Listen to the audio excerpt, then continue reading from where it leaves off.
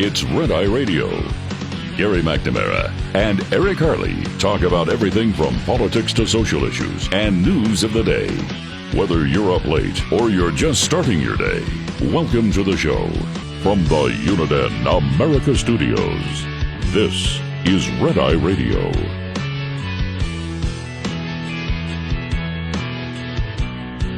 We are Red Eye Radio. He is Eric Harley, and I'm Gary McNamara. Hi. Good morning.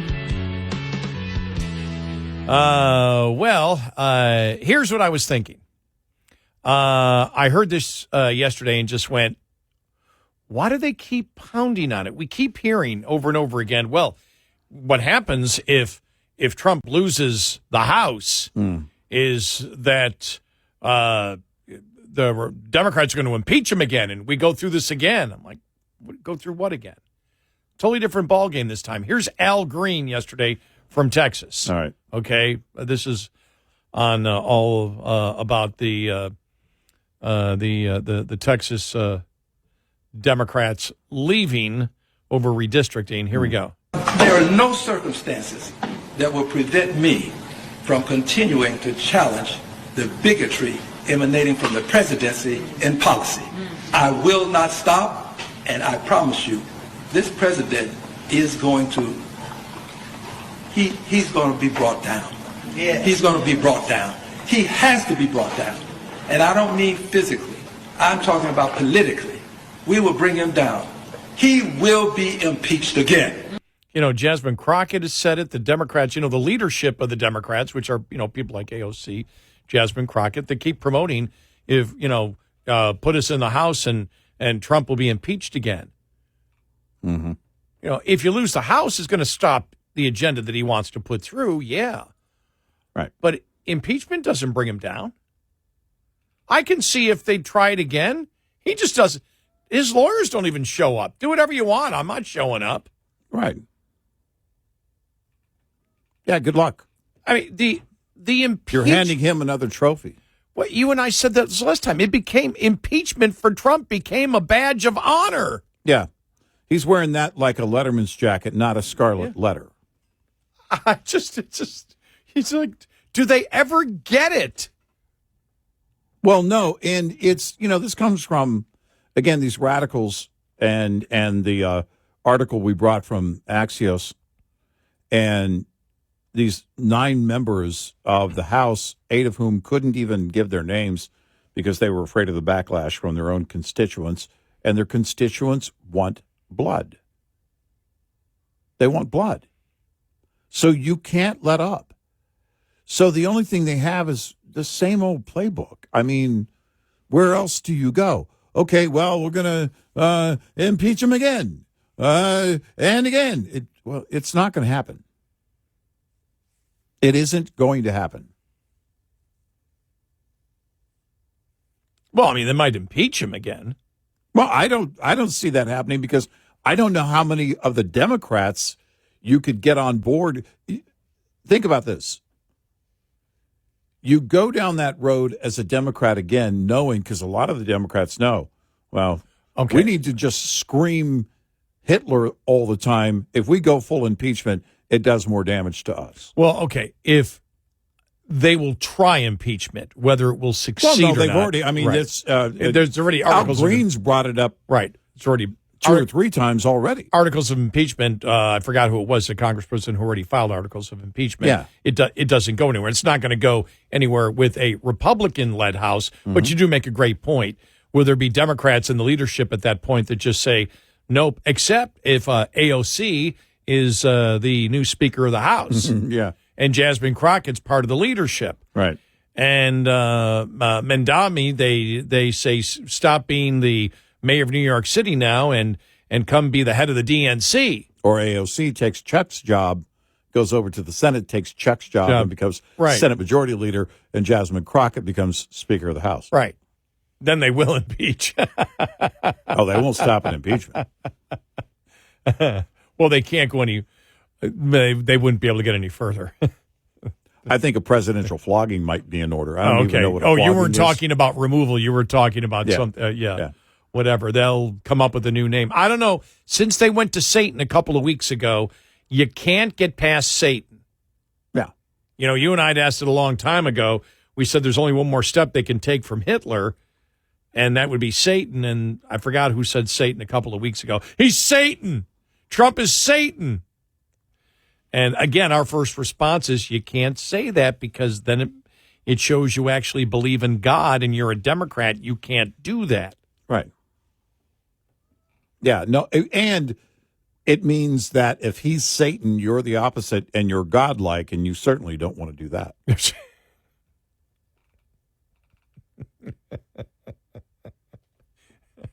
Not after booing God back in 2012. That's at their convention. See, the Republicans, they call us Satan. You want to get under their skin? Don't let it get under your skin. Call them godlike. Yeah. That'll get under their skin. Yeah. You religious, godlike person. Yeah. Well, it's just hilarious the way they keep talking about impeachment as if like Trump's going, oh, gosh, no, they may impeach me All of again. this is grandstanding for their radical base that wants blood. Yeah, you're right. All this is appeasing. They believe they're appeasing. Oh, trust me, we're going to do something. But that was a first, as we brought you about 3 weeks ago.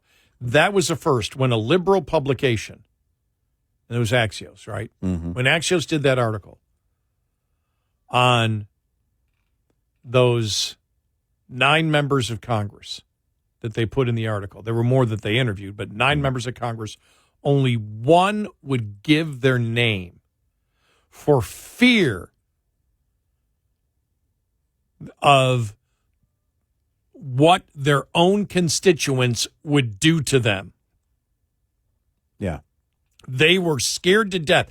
Democrat members of Congress scared to death of the people that voted for them. And the reason you do that, anonymity, is because you're afraid of your physical health.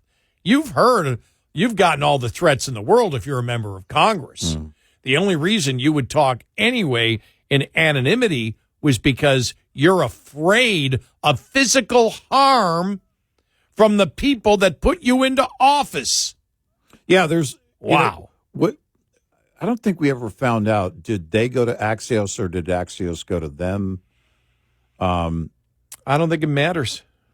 Well, the point is, if they went to Axios, they're sounding the alarm as a group.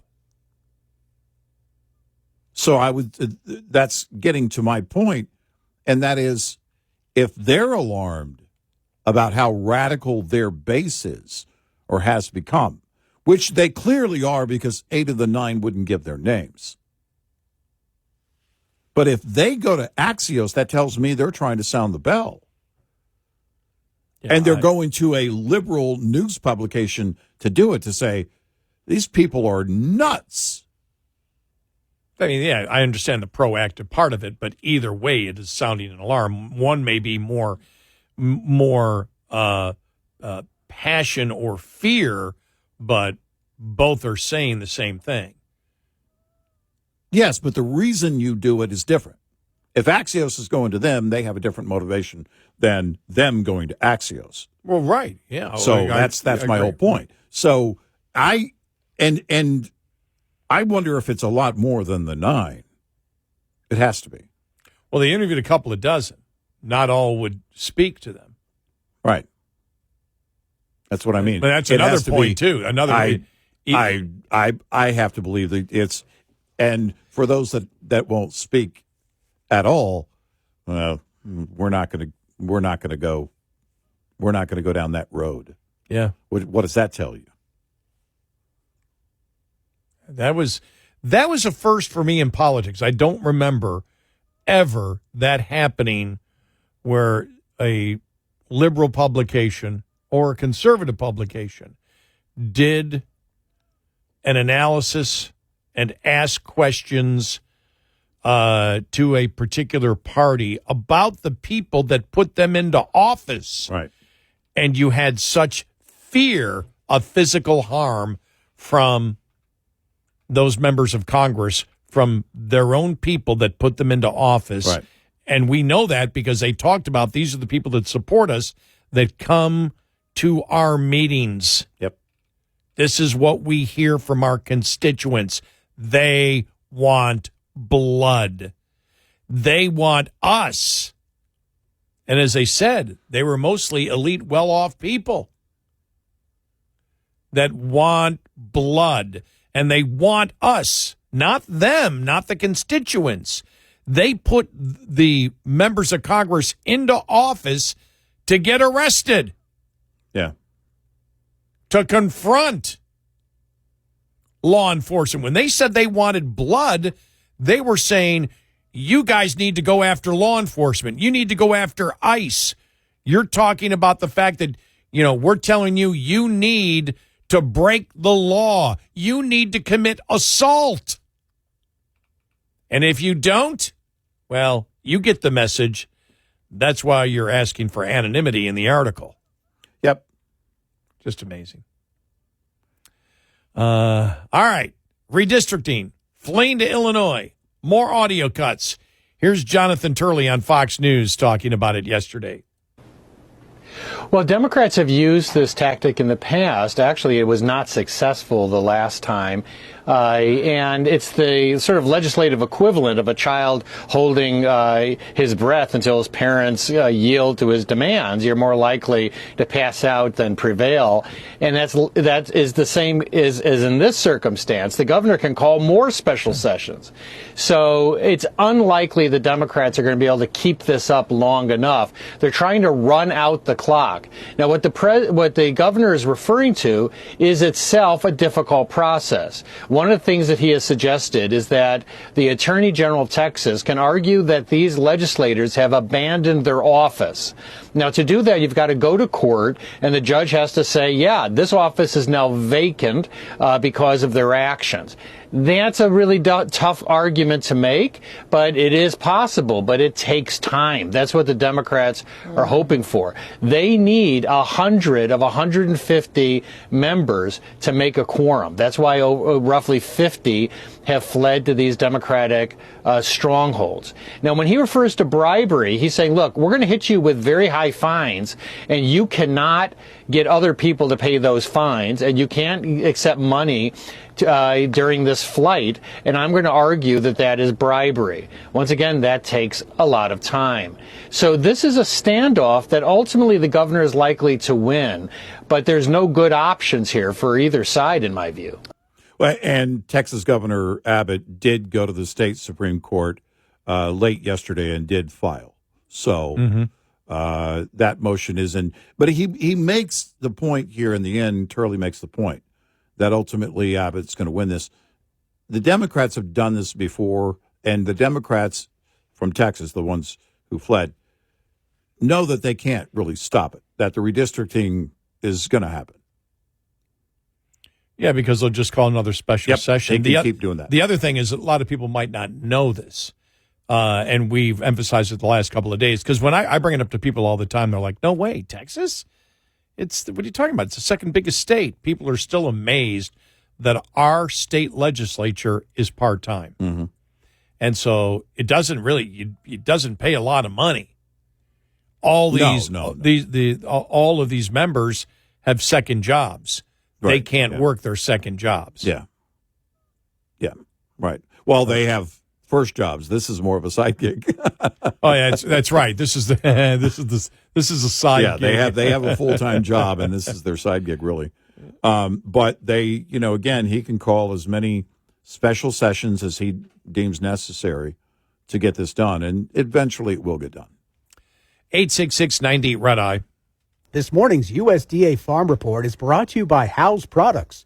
Tested, trusted, guaranteed since 1920. Western wildfire activity and concerns are starting to spread. USDA meteorologist Brad Rippey with the latest. We have seen a rash of fires and also some existing fires that have re-strengthened or re-flared in recent days. Among the latter category, the Dragon Bravo fire in northern Arizona, responsible for extensive damage along the north rim of the Grand Canyon in early July. And that fire, after a brief lull in activity, has picked up again and has become the largest wildfire in the U.S. so far this year. Rippey adds there is no sign of relief regarding that fire complex, as that fire is only about 1/8 contained at this point. Meanwhile, the growing Gifford fire in Southern California has burned over 70,000 acres to date since starting August 1st, now heading towards forested land. I'm Ron Bain reporting for the U.S. Department of Agriculture in Washington, D.C. This report brought to you by Cenex Fuels and Lubes. We'll be right back with more Red Eye Radio with Eric Harley and Gary McNamara.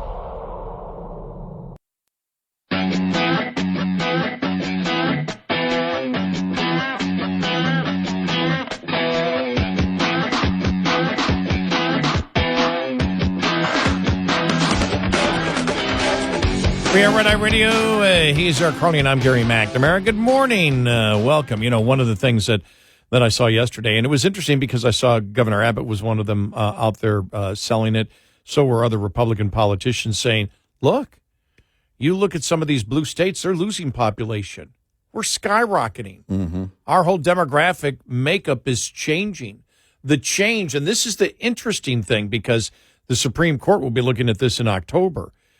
You know, where right now majority minority districts is what the courts, through the precedent of the Voting Rights Act, want you to have. And that's the point that Texas is making. Hispanics have changed in the state of Texas. Mm-hmm. Maybe not as much as the overall United States, but you're not concerned with that. You're concerned about Texas. And I've heard 4 out of the 5 or 5 out of the 5 are Hispanic majority minority districts, which is exactly what the Voting Rights Act calls for. So the only thing they have to say is, yes, but blacks. And their point is, yeah, but their point is, but it's the Hispanics who have changed. Yeah. They become a much bigger part of the population. Right. And the whole Voting Rights Act is based on identity politics. If you're this particular skin color or you're this particular nationality, you vote this way. It's assumed you vote this way. And whether it was Sandra Day O'Connor or Clarence Thomas or a number of other justices saying, this can't go on forever. You can't do this. Right. And it wasn't meant. When you see some of the crazy districts, as we all have over the last couple of days, the one in Maryland, for example, which is just like, whoa, the one in Illinois, congressional districts were never meant to be statewide. The statewide elections are for senators. Right. It's supposed to be, and somebody sent me a great thing, maybe they should just do it by zip codes. Get the zip codes and hit that I like population. that suggestion. All close together, and that's how you would do it in a particular area, and you just divide up the state by that. Right. You don't pay attention to the makeup at all. At all. You just say people here, this amount of people, this geographical area, because it's about the interest of that particular geographical area, and some of these gerrymandered districts have become statewide districts, and that's not what the House is for. Right. Constitutionally, it's not what the House is for, which is why the Supreme Court asked that question. We want you to answer this question about majority-minority districts and basically defend them. Right. We all know what the problem is. The problem is everything is based on identity politics. Yep. And the identity politics comes from the racism that existed in this country, which is not the same 80 years later. Right. And that's what the left is looking to do here. Protect identity politics. Yep.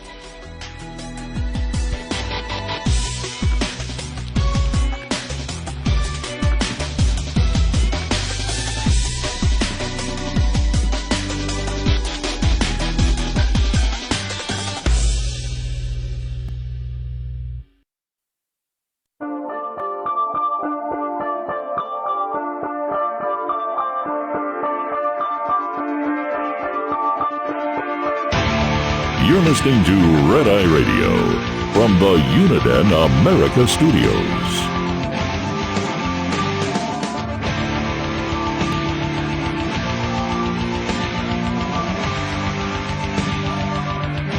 And we are Red Eye Radio. He is Eric Harley, and I'm Gary McNamara.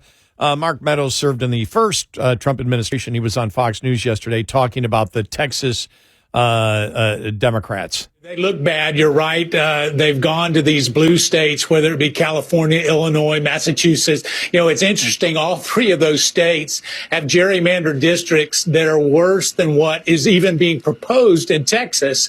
And so Texas is just going by a playbook that's been laid out by Democrats before them. And now they're having a problem. But listen, leave it to the Texas Rangers. I have no doubt that we will start to see a quorum in the next few days. Few people will trickle back. You know, it only takes, I think, 13 Democrats to come back, you know. And so, you know, at this point, I think this is all more for theater and show than realistically producing a result.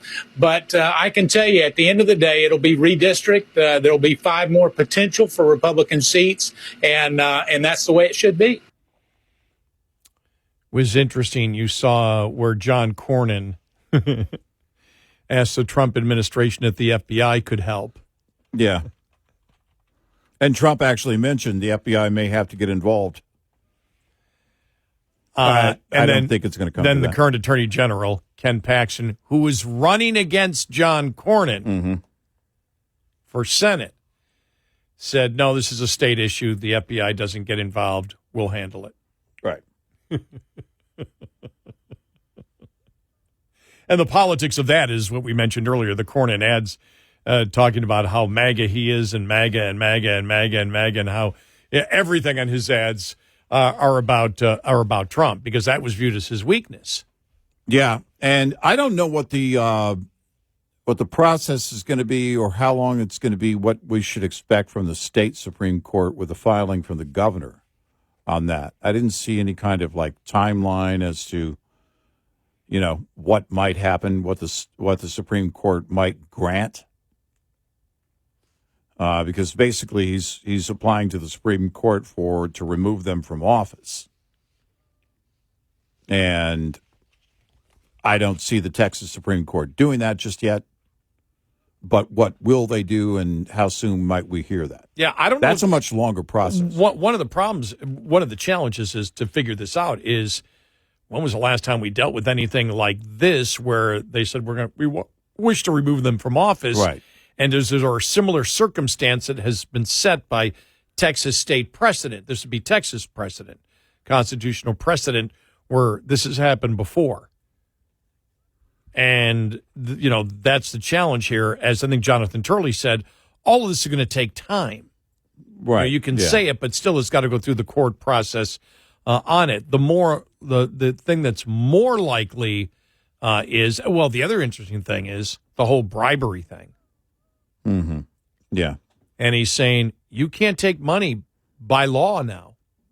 You can't take money you can't to do something or to refuse to do something while in office. That's right. Basically you're taking money to perform certain action that will have a political effect. Based on your office. Right. And that's a bribe. Yep.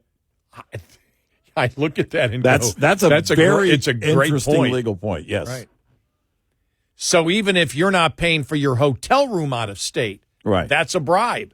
Right. Because that service is given to you. Given to you in order to perform in a certain way politically. And so if somebody's providing your hotel room for you, they're only doing it for one reason. They're not giving it. It's not like a hotel room just to come and visit when, you know, you're not in session. This is only the only reason you're being comped that hotel room, which has value. The only reason you're being comped is to perform in a certain way for the person who is providing you that money. Right. And so, you know, you look at, that portion of it. But I think the thing that really always makes it so it's going to end is, you know, MSNBC is always going to have their point of view. But when you have CNN and when you have CNN and you lose even many in the mainstream media where they're like, come on, you guys gerrymander all the time. Stop it. This is not Hitler-esque. This is not authoritarian. Happens all the time. It's legal. It's not this. You're hypocrites in doing it. And it's been across the networks on it, and you're losing the internet. And remember, in the state of Texas, this is their second job. It's only a part-time legislature that only meets, and this is the other thing that makes it, I think, if you have a full-time legislature where you're there all the time, it's tougher to say you abandon your seat if you're gone for a month. If you're always in session, when you meet once every 2 years, and only for a couple of months, unless there's a special session, which there is now, the benchmark, I think, for abandonment becomes much bigger. Yeah. Because there's such a short time that you're actually doing your job as a state legislator in the state of Texas. Well, and I forget which Democrat tried to make the point. Well, they're still serving their constituents, so they haven't abandoned their job. Yeah, but they have, because this is a special session in a state that has a part-time legislature. Right. And it will be interesting to see what happens over the next few days. Well, that would mean then that the governor, if you're making that case, that means the governor or anybody who was elected anywhere in the state of Texas can just leave and Right. you can't replace them. Right.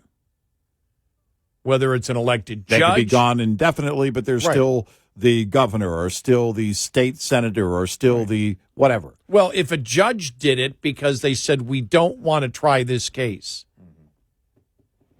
or we don't wish to decide this case, Right. and not decide, leave, not sitting on the bench and not doing our jobs,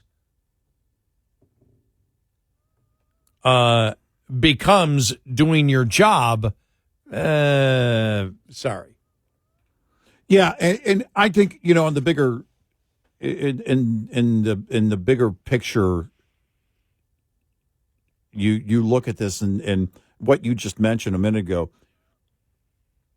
We've been talking about gerrymandering forever. Oh, yeah. And the liberal media has too. And for them to go to Illinois, of all places, oh my gosh. Why didn't they just go to Maryland?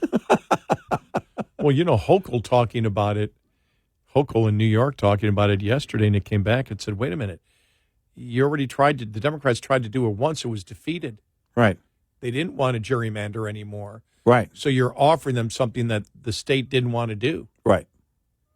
Exactly. And so it's... yeah, she was like, well, you just wait. And they're like, oh, no, but that's already been... That's more likely just because it's a part-time legislature where they have private sector jobs. Mm-hmm.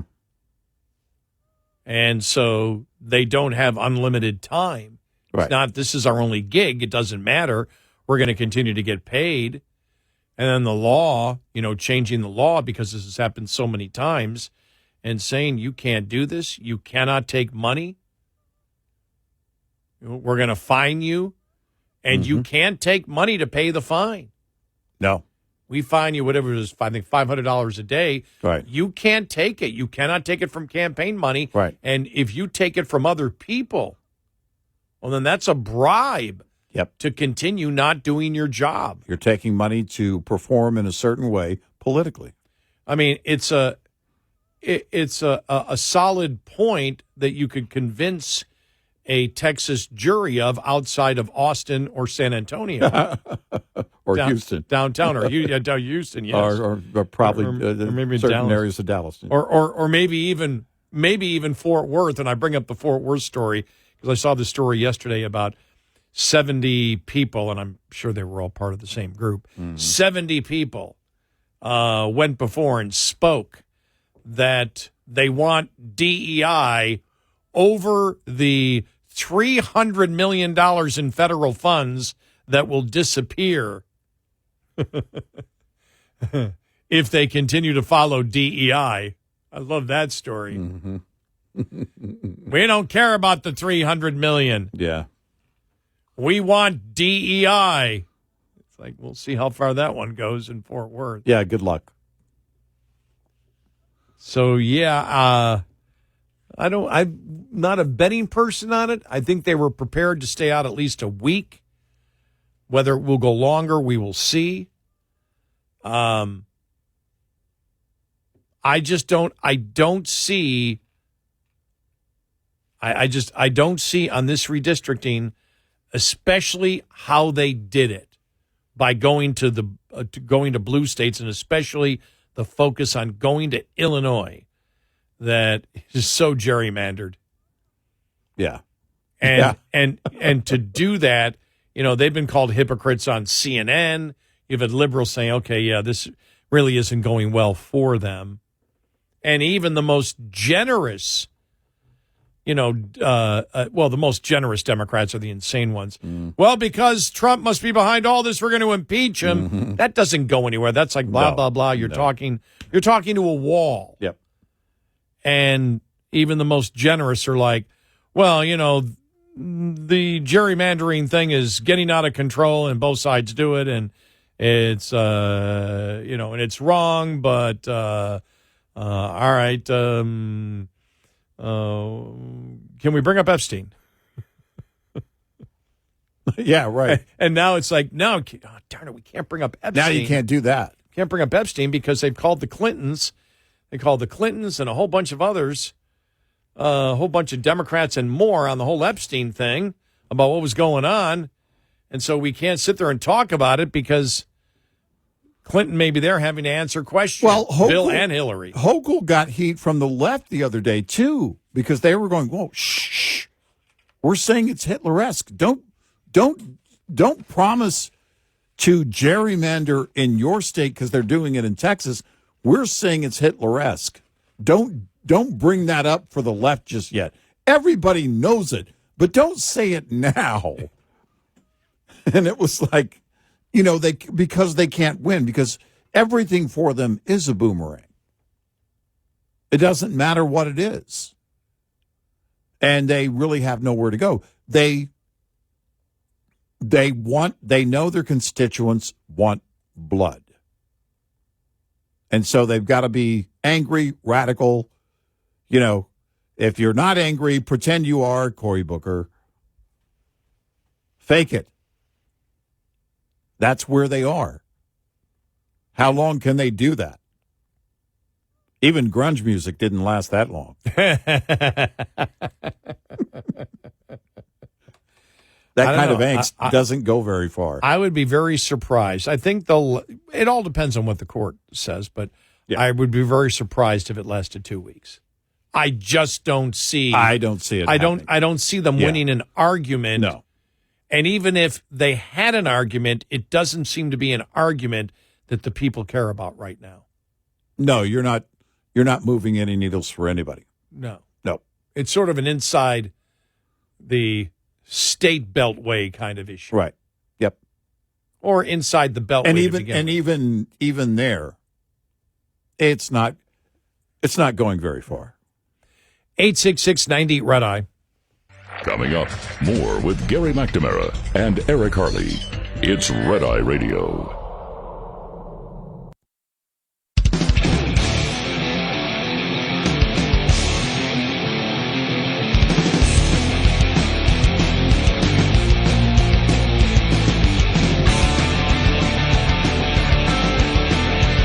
We are Red Eye Radio. He is Eric Harley, and I'm Gary McNamara.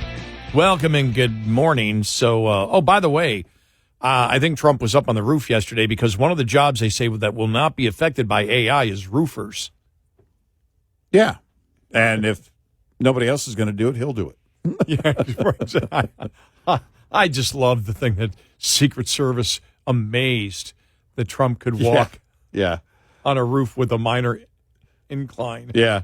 Oh, my that was gosh. funny. That was so funny. But, Very funny. well, we've got another day here. It'll be interesting to see what happens on a ton of different things. By the way, on tomorrow's show, school districts hire consultants now to recruit students as they face enrollment crises across the country.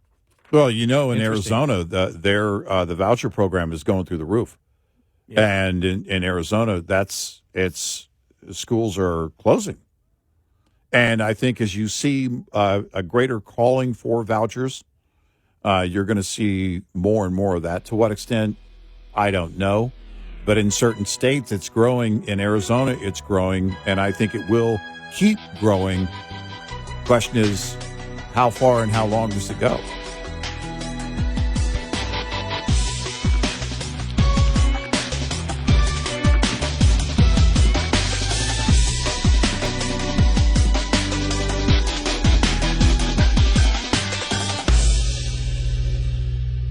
This is Red Eye Radio on Westwood One.